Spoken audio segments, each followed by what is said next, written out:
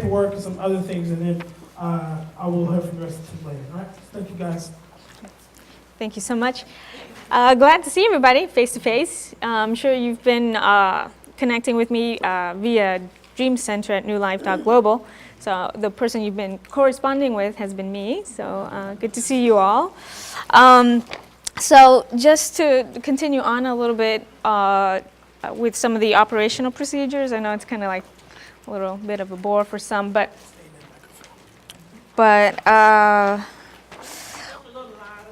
okay. Can you hear me now? You turn it up. Because I can raise my voice a little bit. Is that better? Is that better? Okay. Thank you for letting me know. All right. So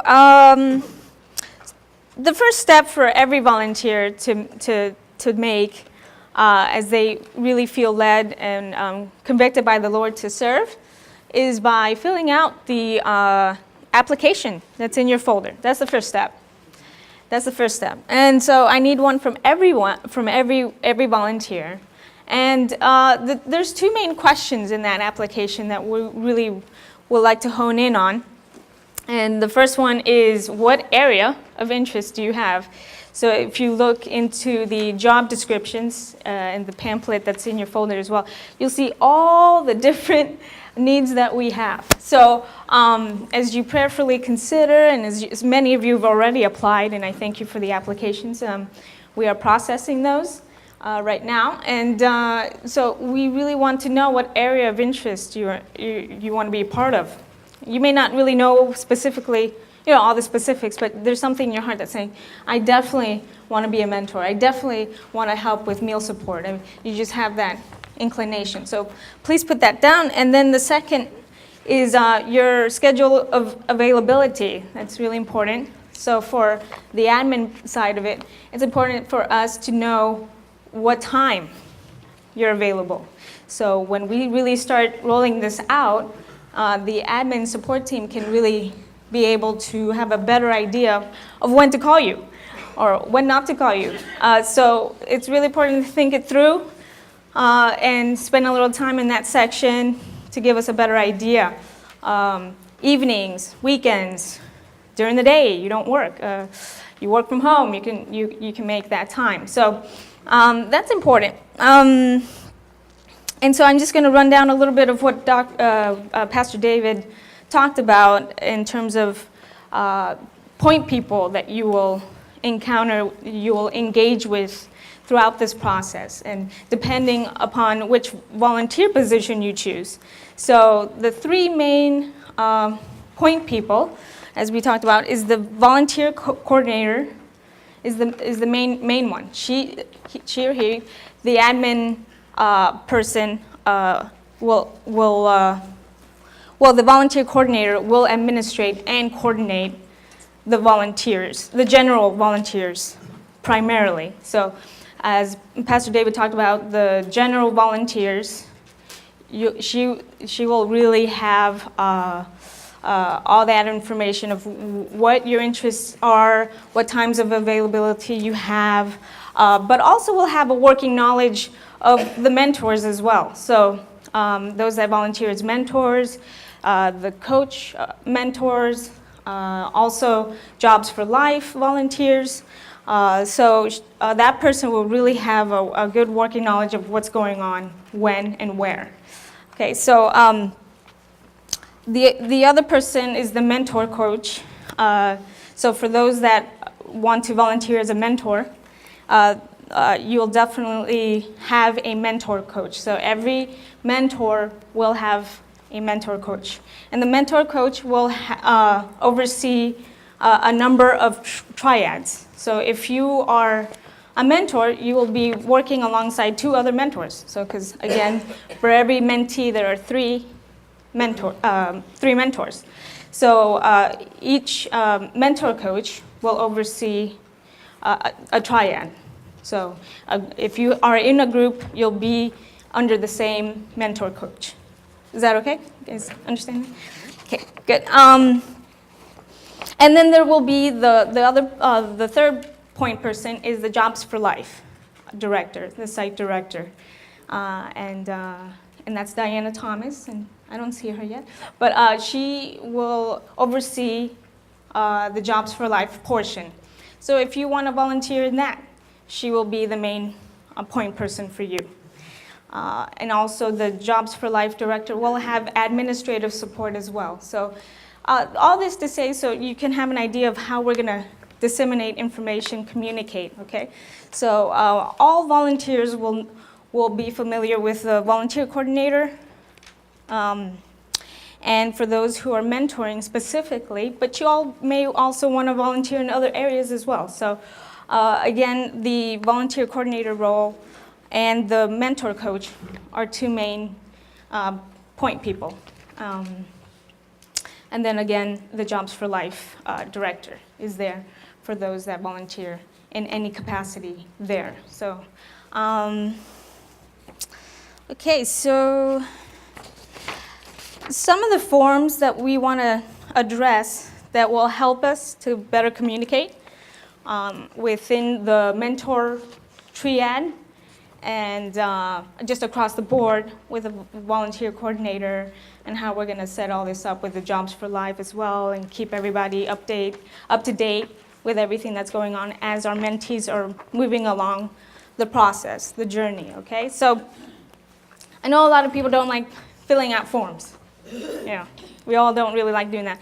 But we're going to try to make it as simple as possible, at least the questions, the forms, okay? So, for example, the first form that we definitely will have for all volunteers that interact with our homeless community in some way or another, like an example that Pastor David had with JR.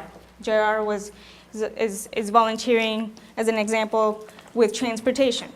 So the lead mentor was able to contact the coordinator, the volunteer coordinator, and say, I need transportation help. So the coordinator, the volunteer coordinator, would already have a set number of people who are available in that area of transportation help and would give that information over to the lead mentor, okay? So the lead mentor calls up one of the ones that were in the group, and JR was available. So he goes and he meets with Larry at the Ghent campus, and he transports him over to the hospital. So at that point, at the end of their time together, the JR will fill out a form, a volunteer feedback form. It just helps us to know how the experience went. So basically the reports, and all the reports will have three basic questions, and they will be in the form of a scale. So from 1 to 10, how is your mentee overall? How was the mentee when you met? How was the experience for the mentee? And also another scale, 1 to 10, how were you with the experience with the mentee? And then explain why. You know. And if there's any additional concerns, of course, you would put those comments there. And that form would be available online. It would also be available in hard copy in all the campuses, so you can just pick one up on Sunday. It's like, oh, I drove such and such this last Tuesday, so I'm going to fill out that form. I'm going to fill it out, and I'm going to email it back to the lead mentor to let the lead mentor know, okay? So it just gives us a good idea of what's going on, so you're not doing this by yourself. We want to hear your experience, we want to hear from you, and know if we need to respond in some way, you know. Or it could be a great report. We just want to praise the Lord for whatever happened. And so within the mentorship process, we've got the three mentors, the lead mentor who does employment, housing, and discipleship, okay? So within that triad, we will have forms that will need to be filled out weekly. So that the lead mentor, at the end of the month, will be able to do a summary form for the coach, the mentor coach. So every week you would just have the same kind of questions, a scale of like from 1 to 10, how's your mentee doing? How are you doing? If it's anything lower than 8, well, 6 is, okay, we may have a concern, so we need to address that. But so everyone will fill one out, all the 3, and then at the end of the month, the lead mentor would be responsible to fill out just a summary of the highlights of those forms, just so that the mentor coach would have a good idea of what's going on. And hopefully the mentors in that triad would meet once a month and talk it through and see how everybody's doing. Okay, is that okay? All right.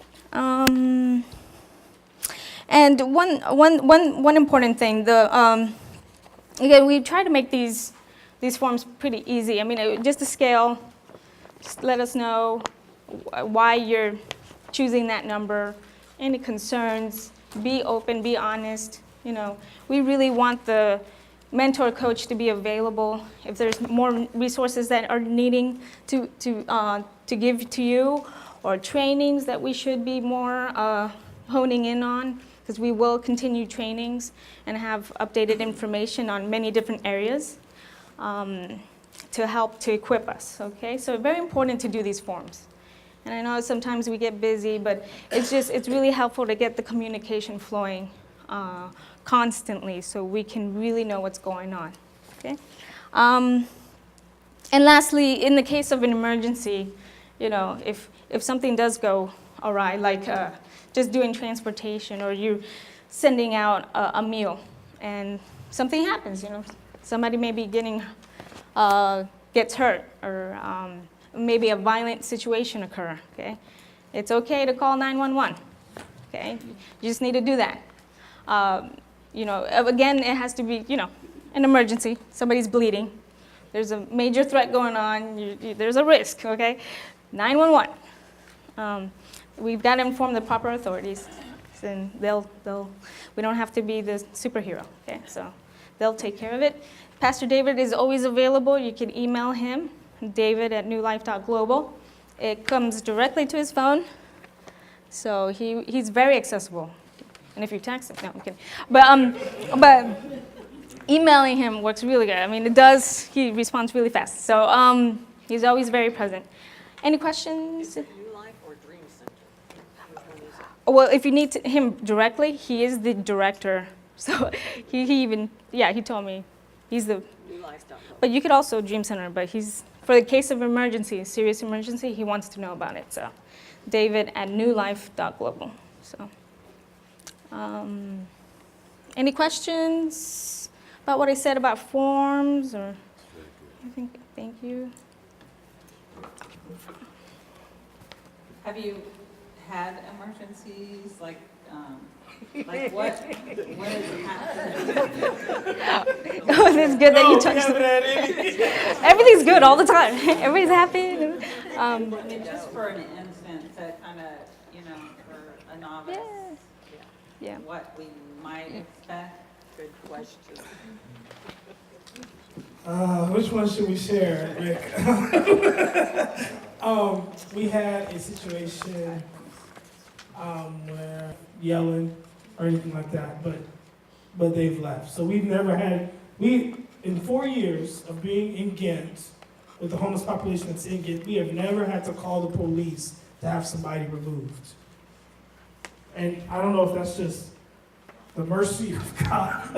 I believe it is, but we've never had to take that step.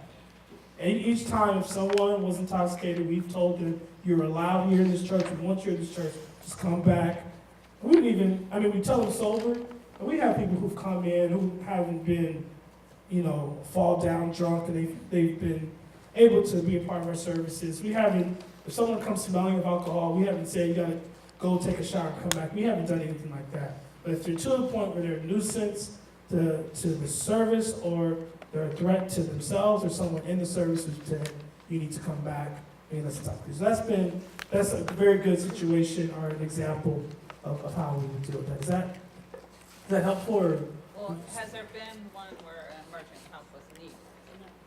we have not gotten to that point yet. The question was, have we had a situation where we did need to call 911? We have not gotten to that situation yet. Those that have been working again, we've never had to call the police because of the situation. Now, we do have a security team at a church. We've had to call them instead. Some of you know Patrick McLeese. How many of you guys know Pastor Melvin McLeese? All right, his brother works at the church, and they're about the same size. Patrick actually may be a little bigger than Pastor Melvin, so we've had situations where we've had to ask Patrick to come and help us with someone, but he has never had to physically remove anybody. But if you've seen Patrick, once he tells you to leave, you get up and leave. So one of the things that I do stress is, for the most part, there will be at least one male. We're trying to go to match mentors, same gender. That's a priority for us. But there at least will be a male on your team, so you will never have to meet with someone from the opposite gender by yourself. That should never happen. So those are some when we go over expectations and boundaries on the 18th, we'll talk through all of those things. Let me also emphasize that some of you who are signed up to be mentors, we may not have enough people for you yet to be a mentor. So some of you will be a general volunteer for a month or so until we get, enough people in the process. So just kind of be available for some of these other things. Diane has already told me she needs a whole lot of Jobs for Life folks. I think that's what she's told me. And so, but we do need other volunteers. But those of you who are like, man, I really want to be a mentor, we may not be able to get you connected to be a mentor for a month or so. Just stay in the process with us. There's people that are on the fringes of the Good Samaritan Project that we are helping. So like there may be an individual who we are supporting. There's a guy named Johnny Rogers who we kind of provide a circle of care and support to that's not part of the program. But he's kind of on the fringe. He's like, I don't want to be a part of a program. But you need some help? Yes. Okay. Well, and we're figuring how to even work with that situation. So, long answer to a short question. But any others for Keiko in the area of paperwork, procedures, or just questions in general? Comments? Let's Bill, let's go to the back and then we'll go. Saying like there's some of these that we will be planting seeds. There's I can keep going. So just to put that in there too. Rick? You mentioned the forms online, that we could go online and fill out this form. Could you go into more detail about, is that a fillable PDF? Is that an online database? Is that a website? Exactly how will the form online? You said if we don't have the paper form, we can fill it out online. Want to talk to that? Yeah, well, right now we will have it available for you so that you can email that document, or you can scan or you can print it. So it would be an attached document via email. So ideally, I should have a few copies of it laying around, and maybe take a picture of it with my phone and send it to you. You could do that. Yeah, Okay. that's I'm an just easy. trying to think of the Yeah, easiest way for that's good. people to get it to you, and it sounds like what you're saying is have some copies. After you fill it out, take a photo of it with your phone and send it in. That's a great way to do it. Yep. Another idea I even thought could be easier, because I'm one of those people that hates filling out forms. Then the administrative person, yes, doesn't like to fill out forms. But I even thought through between the mentors contacting each other, send an email answering the 4 questions. CC Dream Center New Life Global. And so it's not necessarily a form, but it's those 4 questions that we're getting that feedback. Now, for volunteers, we need you to fill out the form, because you're not having, it's not a weekly thing. It would be easier if everyone just filled out a form, so we'll have that available. But, I'm just processing, I wouldn't make you guys do something that I don't or wouldn't do. Maybe I just need to get my act together. You can say that. Get your act together, Pastor David. Get your act together.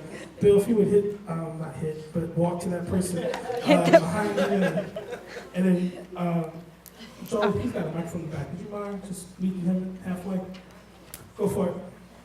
So on your form, and this is just a tad bit of information, I know, because I filled it out before, and when you talk about volunteers for transportation, you know, my husband sells insurance. So for your volunteers, what I would strongly suggest is that you ensure that your volunteers have liability insurance and that it's active. I can't tell you the number of people that drive around Without thinking insurance. that they paid their plan and they haven't. Sure. So that's a good. huge liability for the church as well as the person. So if you transport anyone in your personal vehicle and you're in an accident, whether you're at fault or not, you are responsible for your passenger. So I would just strongly encourage you all to ensure that people show proof of insurance each 6 months, because unfortunately. Yep. Good. It's good. Some of these people are facing legal charges and fines, things that may be holding them back from progressing forward. Is it part of the overall plan for Dream Center to provide legal advice or assistance, or maybe intervention or advocacy to get fines reduced or things of that nature? Not at this point, but that